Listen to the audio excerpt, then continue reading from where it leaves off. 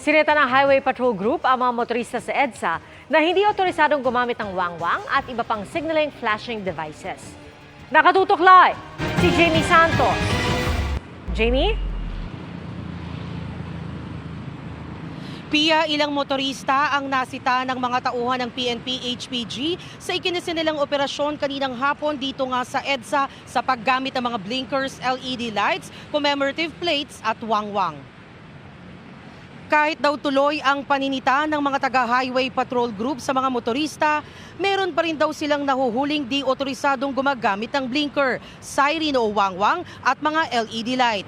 Isa na ang SUV na ito, baklasang blinker at kumpiskado ng mga tauhan ng HPG matapos mamataan sa EDSA kaninang hapon.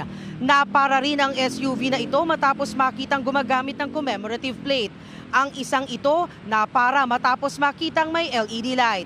May ilan daw kasing inaabuso ang paggamit ito para makaiwas sa huli, traffic at coding.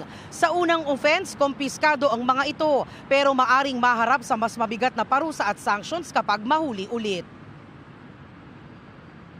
Pag first violation is kino-confiscate pa natin yung blinkers o yung mga flashing lights. Sa pag second violation na po, pwede na po nating sampahan ng karampatang reklamo at pwede po siyang mapatawan ng hanggang 6 na buwan na pagkakakulong o di kaya po multa na 600 pesos at pwede pong ma-revoke o makancel yung kanyang registration ng sasakyan.